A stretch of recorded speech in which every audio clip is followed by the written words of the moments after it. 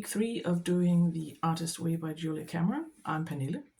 I am a Danish artist living in the countryside, and at this channel I show my journey into this adventure of following the artist way and also what I get up to creatively. So this week, Julia Cameron talks about going back to who you were as a child, like doing some detective work and finding out what you liked, what were you like strong suits when you were a kid and stuff like that. And so I've been doing some trips down memory lane, and this week I think that's what I'm going to focus on this week because um, that's what tickles my fancy. That's what I find fascinating this week. So I think today is Thursday, and I think I'm gonna bake one of my favorite cakes that my grandma used to bake when I was a kid. She is unfortunately long gone, and I miss her. And I thought it would be nice to bake one of the cakes she used to bake when I was a kid. And so yes, I am having a bit of a late start this week because we had some incidents in the beginning of the week. I picked up a new car, and 2 hours later, when I was driving home, I was waiting at an intersection, and this guy smashed his car into ours. We are all fine. His insurance will have to pay for the damages that he caused on our car. It drives. It needs some minor repairs, and we're all fine. But it meant that I had to use a lot of time contacting the insurance people and stuff like that, and making sure that my kids were seen by a doctor to make sure everything was fine, and it is. So now we're here, and I'm having a late start to this week, and I thought I'd make it a nice week, cozy week, trip down memory lane, and see what kind of effect that has on my creativity. So let's start baking.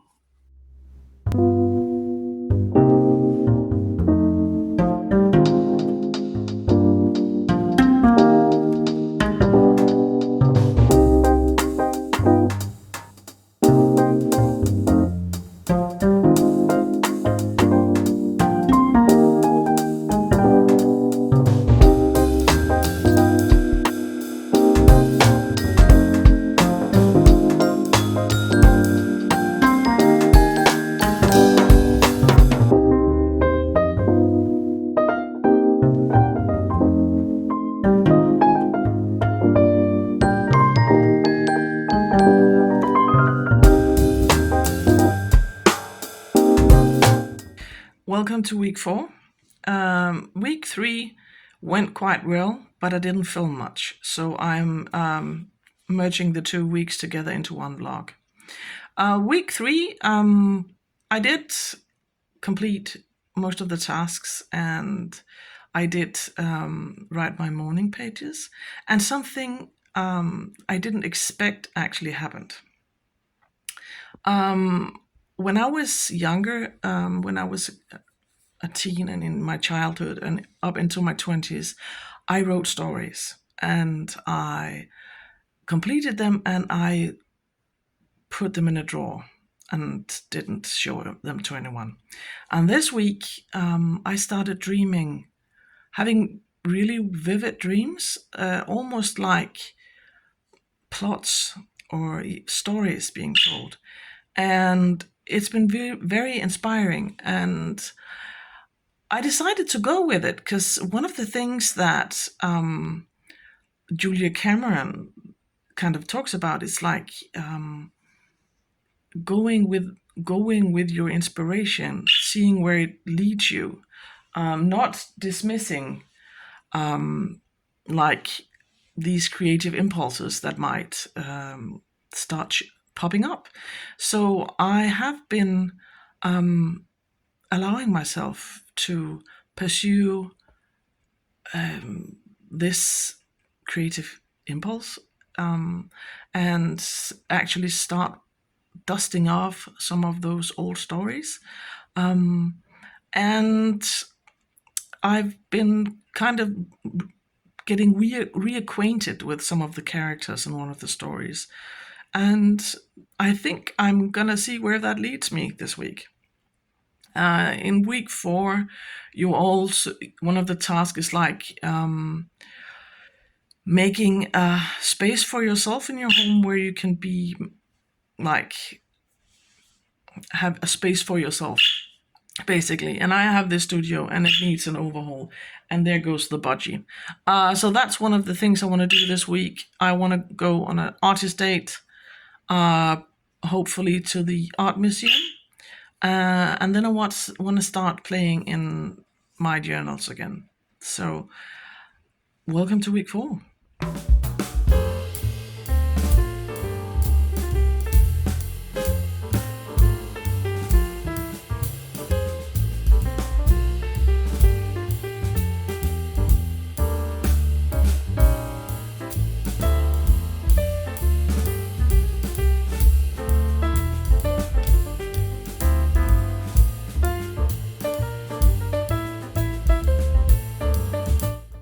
It's time for an artist date.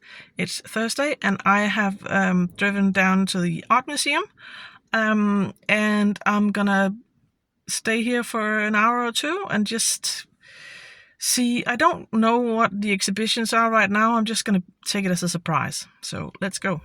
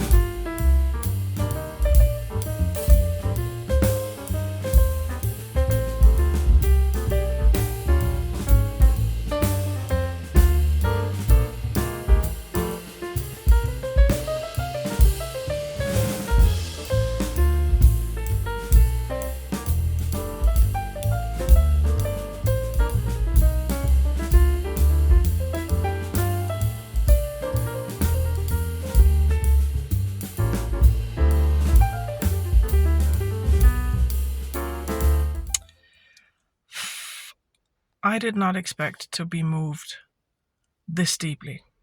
I went in with no expectations and was completely blown away and touched so deeply by the exhibition called Shaping a Pattern by a Danish artist called Maria Torp. She has painted 12 portraits. I filmed a lot in there, and you will have seen it by now. And with these portraits, she wants to focus on and draw attention to the fight for women's and girls' rights around the world, the fight for women's emancipation, and I was just touched so deeply. She has painted 12 portraits and traveled around the world to meet people that fight for women's rights in various ways. And it just touched me. Of course, I know about the cruelty around the world, and the injustice and stuff that happens to women and girls around the world. But I was so blown away by this exhibition. It's going to take some time to process. So I can highly recommend, if you're anywhere near Kolding and the Museum Trapholt, go see it. It runs until sometime in November. And there's and of course, Maria Torp is also an extremely talented painter. She paints realism, and wow, it's just exquisite. It was a real treat to see her paintings, and I was so deeply touched by her portraits. So this artist date was definitely a success, and I can feel the urge to play with oil paintings. I've never done that. I'd always painted in acrylics, but I really want to try it. My grandfather painted large paintings in oil, but I've always just painted in acrylics, so maybe I should try and play around and dabble in oils. So that's a thought. See you later. I'm going home to process all of this. So, it's the end of week 4, and I'm about to end off this vlog. And I thought I would end it by talking about my experiences this week. Julia Cameron in week 4 talks a lot about recovering a sense of integrity. And kind of integrity meaning like it's all about the self, not integrity as you and the people around you and the way that your actions affect others. It's more like integrity and being true to yourself and kind of living in like it's all about authenticity. Or I can't say that word, I'm sorry. Authenticity. And she says it's the best way to access that integrity is through the morning pages, and that you in this week might feel like resentment towards these pages, and that you might feel like stopping the whole project. And she says that it's because right before you have a major breakthrough, you will experience a feeling of it's uncomfortable, and you might feel kind of stuck, and that might you might feel like giving up on the whole project. And I have been struggling with the morning pages this week. I've been doing them, but I had to make myself write the morning pages. In the beginning I really enjoyed the morning pages, but this week it's felt like a chore. But I keep on going. I keep showing up, and maybe I do write the stream of consciousness when I write, but I don't feel like I've had any major breakthroughs. But sometimes it's difficult to see when you go through something, if it's a major breakthrough. I might look back at this week in a couple of weeks and think, okay, it all started in week 4. All the changes. So I don't know. I have definitely had some kind of breakthroughs in some areas of my life. She talks about a word called kriya, and in Sanskrit it means an action.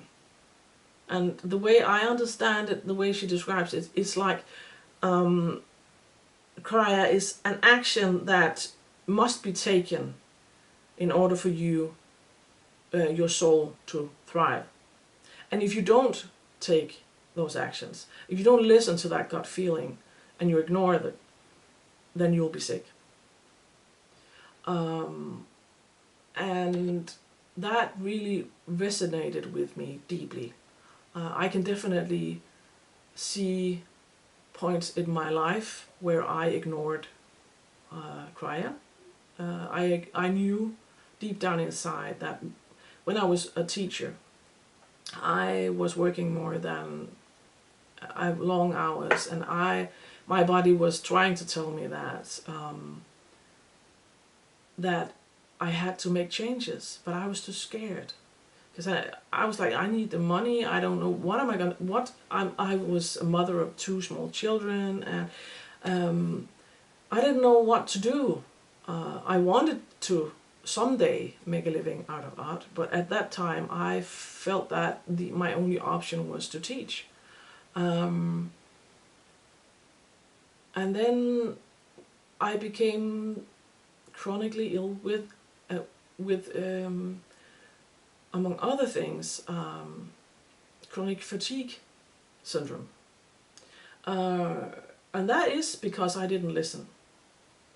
And so I didn't listen, and so I kind of had to face the facts when I simply had no choice. So I went, during a course of a year, I got divorced. I left my now ex-husband, and I had to face the fact that I could no longer work full-time as a teacher. And it's been 10 years. And so she also talks about when you go through this process of letting go of old ways, letting go of old habits, that you might feel kind of lost and have to go through a lot of grief and difficult emotions in order to, you have to let go of old patterns in order to make place for new things to enter your life.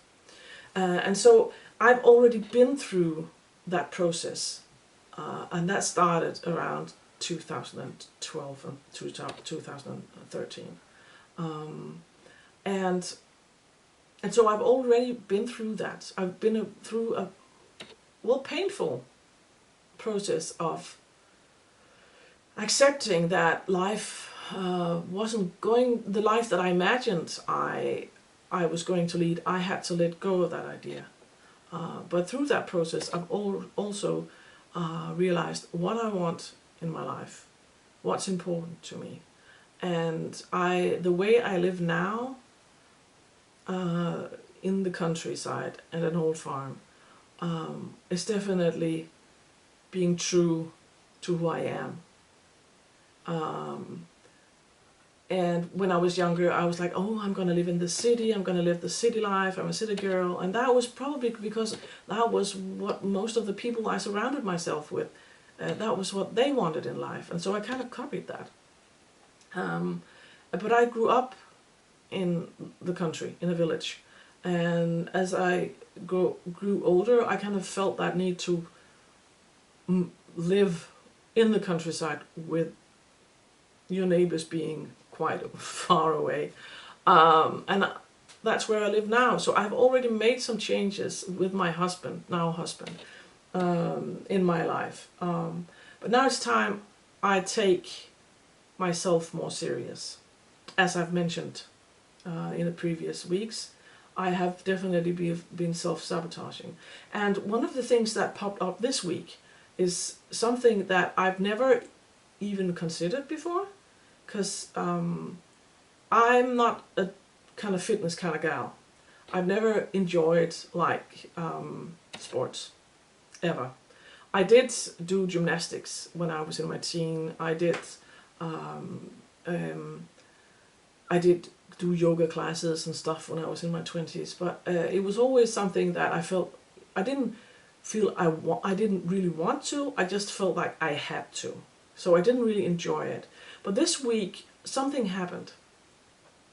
I realized that in order to live the life I want in the long run, in order to be able to do the things I want to be able to do when I'm in my 70s or 80s, or perhaps even 90s, because in my family we grow old,